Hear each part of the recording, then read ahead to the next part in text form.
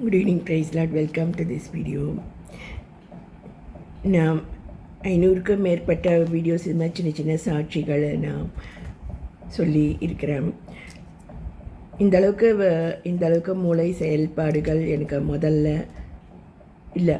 கிட்டத்தட்ட 7 வருடங்கள் சபையில் என்னால் மற்றவங்களுக்கு ரொம்ப தொல்லையாக இருந்தது. ஏன்னா எனக்கு ஒன்றுமே தெரியாது. நான் மாட்டுக்கு சுற்றுறது என்ன, கடை வீதிக்கு போகிறது என்ன, இஷ்டத்துக்கு ட்ரெயின் ஏறி போகிறது என்ன, வர்றது என்ன, சினிமாவுக்கு போகிறது என்ன அப்படி சொல்லிட்டு நான் ஒன்றும் அறியாத ஒரு வில்லேஜ் கேர்ளாக நான் அதுமாரி திரிஞ்சிட்டு இருந்தேன். இப்போல்லாம் பலரும் வந்து என்னை வாட்ச் பண்ண ஆரம்பிச்சிட்டாங்க. நல்லாவும் படிப்பேன். எப்படி அப்படி சொல்லிட்டு பலரும் வாட்ச் பண்ண ஆரம்பித்தது. கல்லூரி பெரியவங்களுக்கு அது எல்லாம் ரொம்ப கஷ்டம் கொடுக்குறவளாகும். சபையிலையும் அது வந்து ப்ராப்ளமேட்டிக் இதாக நான் இருந்தேன். பாஸ்டே வந்து கடைசியில் பொறுமை இழந்துட்டார்னு தான் நான் சொல்லணும். 5 வருஷம் ஓட்டிட்டேன் அப்படின்னு கடைசியில் சொன்னார். அப்புறம் தான் எனக்கு வந்து அவர் சொல்லி கொடுத்த பாடம் எனக்கு புரிஞ்சது.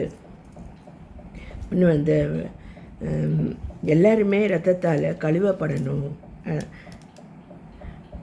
அதாவது சொல்கிற பாருங்க, ட்ரெடிஷ்னல் சர்ச்சில் இருக்கிறவங்களும் ரத்தத்தால் தான் கழுவப்படணும்.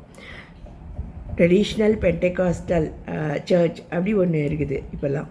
அவங்களும் ரத்தத்தால் தான் கழுவப்படணும். அதுமாரி நம்ம எதிராளி யார், நம்ம கூட இருக்கவங்க நம்மளோட பெரியவங்களாக இருக்கலாம், படித்தவங்களாக இருக்கலாம், சபையில் முக்கியஸ்தராக கூட இருக்கலாம். ஆனால் வந்து நமக்கு வந்து சரியான டிசர்னிங் இல்லைன்னா இந்த மாதிரி தான் நம்ம கஷ்டப்பட வேண்டியிருக்கும். அதனால் வந்து நான் ஒப்பு கொடுத்த போது கத்தர் எனக்கு சொன்ன வார்த்தை என்னென்னா, அந்த கலாத்தியர் 6:1, சகோதரரே, ஒருவன் யாதொரு குற்றத்தில் அகப்பட்டால் ஆவிக்குரியவர்களாகிய நீங்கள் சாந்தமுள்ள ஆவியோடு அப்படிப்பட்டவனை சீர்பொருந்த பண்ணுங்கள். நீயும் சோதிக்கப்படாத படிக்க உன்னை குறித்து எச்சரிக்கையாய் இரு அப்படி சொல்லிட்டு இந்த சீர்பொருந்த பண்ணுதல் அதுதான் வந்து நம்ம மறந்து போன ஒரு விஷயம். உலக மக்களுக்கும் அதுதான் தேவைப்படுது. ஆவிக்குரிய மக்களுக்கும் இந்த வாக்கியம்தான் வந்து முக்கியமாக தேவைப்படுது. ஒரு வீடுன்னு எடுத்துக்கொள்ளுங்களேன். அண்ணன் தப்பு செய்கிறான்ட்டு தம்பி சொல்கிறாங்க, தம்பி தப்பு செய்கிறான்ட்டு அண்ணன் சொல்கிறாங்க. ஒரு குற்றம் சாட்டிக்கிட்டு இருக்கிறத பார்த்து பேரண்ட்ஸ் வந்து துக்கம் அடைகிறாங்க. பேரண்ட்ஸு துக்கம் அடையிறத பார்த்து தாத்தா அவர்கிட்ட போயிட்டு நீங்கள் தான் அதெல்லாம் பண்ணிட்டீங்க அப்படின்னு அவர்கிட்ட போய் சண்டைக்கு மல்லுக்கு நிற்கிறாங்க. அதுபோல் காரியங்கள் தான் இந்த ஸ்டடிக்கு ஆரம்பமாக இருந்தது.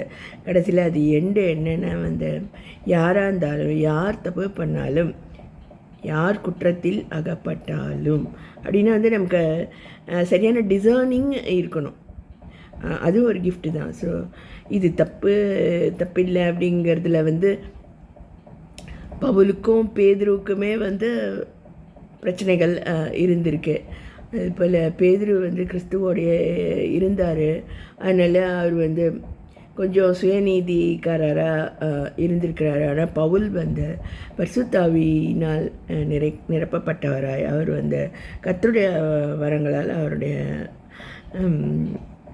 நிருபங்கள் எழுதப்பட்டது. அதில் வந்து முக்கியமானது தான் எந்த குற்றமாக இருந்தாலும் அவங்கள வந்து சீர்பொருந்த பண்ணுங்கள் அப்படிங்கிறது தான் வந்து எனக்கு அளிக்கப்பட்ட மினிஸ்ட்ரி. சொன்னால் தான் யாருமே நம்ப மாட்டேங்கிறாங்க.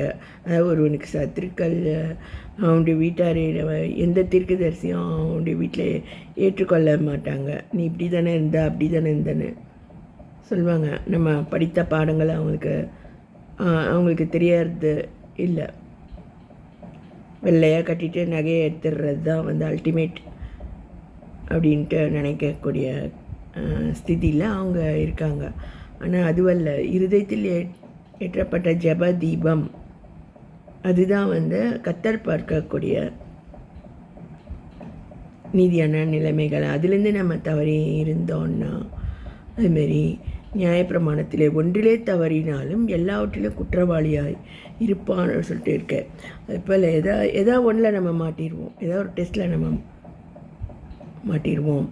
அதில் பார்த்திங்கன்னா வருந்தத்தக்க விஷயம் வந்ததான், ஸ்ரீயை இச்சையோடு நோக்குகிறவன் விபச்சாரம் செய்தாயிற்று அப்படின்ட்டு வசனம் இருக்குது. அதுபோல் நமக்கு அதுமாரி இது பாவத்தில் நம்ம விழுந்து இருந்தோன்னா வந்து நமக்கு குழந்தையா ஆணா பெண்ணா படமா எதுவுமே தெரியாமல் நம்ம அந்த பாவத்தை